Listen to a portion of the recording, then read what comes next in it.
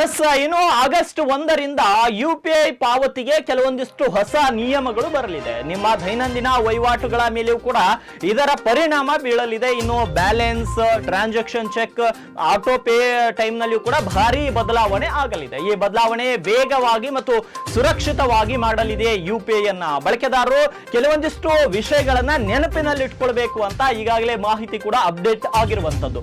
ಹಣ ಕಳಿಸುವ ಮೊದಲು ಹೆಸರನ್ನು ಕೂಡ ಚೆಕ್ ಮಾಡಿಕೊಳ್ಳುವುದಾಗಿ ಸೇರಿ ಕೆಲವೊಂದಿಷ್ಟು ಬದಲಾವಣೆಗಳನ್ನ ಆಗಸ್ಟ್ 1ರಿಂದ ಮಾಡಲಾಗ್ತಾ ಇದೆ. ಸೊ ಅವುಗಳ ಮಾಹಿತಿಯನ್ನ ಒಂದೊಂದಾಗಿ ನೋಡೋದಾದ್ರೆ, ಆಗಸ್ಟ್ 1ರಿಂದ UPI ನಿಯಮಗಳಲ್ಲಿ ಭಾರಿ ಬದಲಾವಣೆಗಳು ಬರಲಿವೆ. ಈ ಬದಲಾವಣೆಗಳು ನಿಮ್ಮ ದೈನಂದಿನ UPI ವಹಿವಾಟುಗಳ ಮೇಲೆ ಪರಿಣಾಮ ಕೂಡ ಬೀರಲಿದೆ. ಬ್ಯಾಲೆನ್ಸ್ ಚೆಕ್ ಮೇಲಿನ ಮಿತಿಗಳು, ಆಟೋ ಪೇಗಾಗಿ ಸಮಯದ ಸ್ಲಾಟ್ಗಳು ಮತ್ತು ಚಾರ್ಜ್ ಬ್ಯಾಕ್ಗಳ ನಿಯಮಗಳು ಕೂಡ ಇನ್ನಷ್ಟು ಸಂಕೀರ್ಣವಾಗಲಿವೆ.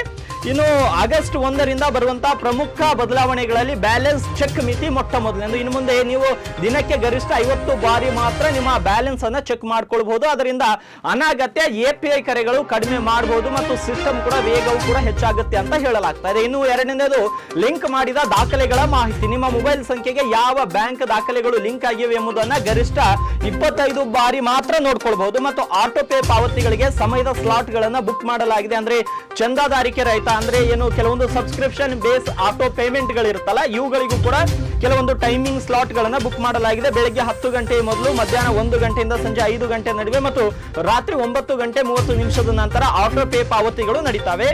UPI ವಹಿವಾಟು ಸ್ಟೇಟಸ್ ಚೆಕ್ ಮಿತಿ ಕೂಡ ಒಂದು ಪಾವತಿ ಸ್ಥಗಿತಗೊಂಡ್ರೆ ನೀವು ಅದರ ಸ್ಥಿತಿಯನ್ನ 3 ಬಾರಿ ಮಾತ್ರ ಪರಿಶೀಲಿಸಬಹುದು. ಪ್ರತಿ ಪರಿಶೀಲನೆಯ ನಡುವೆ 90 ಸೆಕೆಂಡ್ಗಳ ಅಂತರ ಇರುತ್ತೆ.